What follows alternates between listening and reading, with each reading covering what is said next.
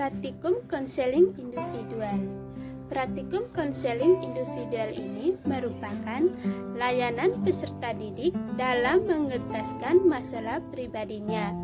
Nah, layanan konseling individual merupakan layanan yang diselenggarakan oleh seorang guru bimbingan dan konseling atau disebut dengan konselor terhadap seorang siswa atau konseli dalam rangka konselor sebagai kaca konseling.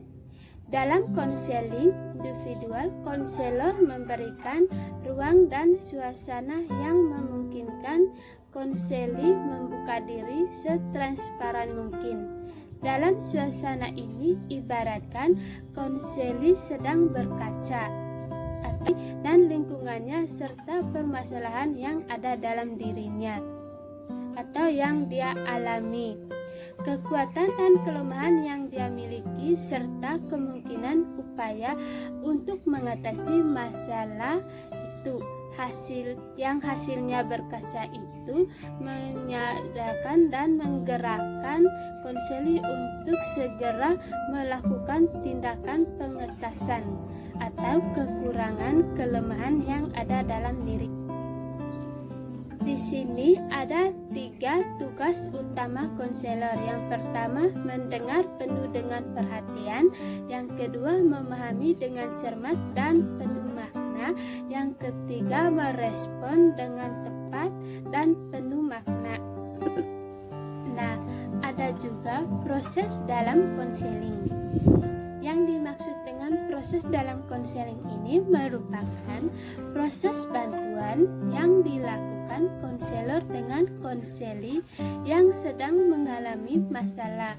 Nah, dalam upaya mengatasi problem kehidupannya secara fase kita lanjut ke proses konseling, yaitu yang pertama membangun hubungan, yang kedua mengidentifikasi dan penilaian masalah, yang keempat memfasilitasi perubahan terapeutis, yang kelima evaluasi dan terminasi, yang keenam tahap kerja, yang ketujuh tahap tindakan.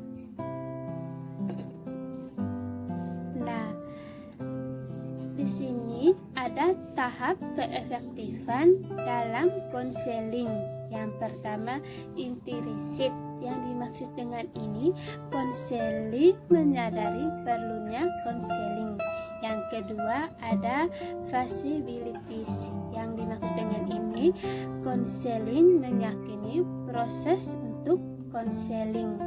Yang ketiga, ada acceptability. Yang dimaksud dengan ini, konseling memahami proses konseling dan berupa aktif berpartisipasi. Yang keempat, ada awareness.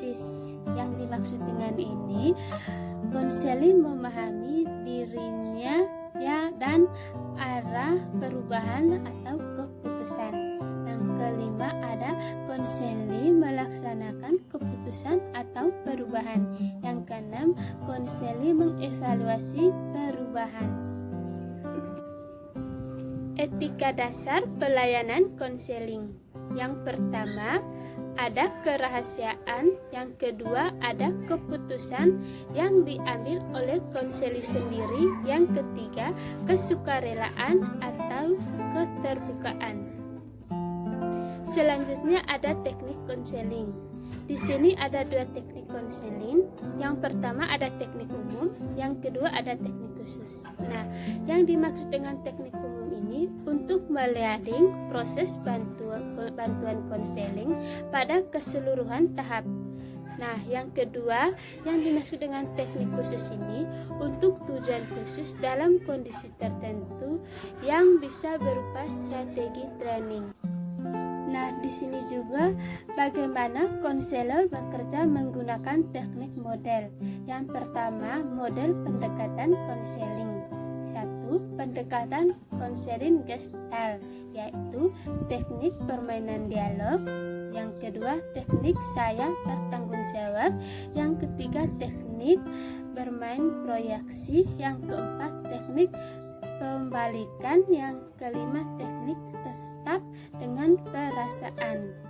Terus yang kedua, pendekatan konseling behavioral. Yang ketiga, pendekatan konseling rasional emotif.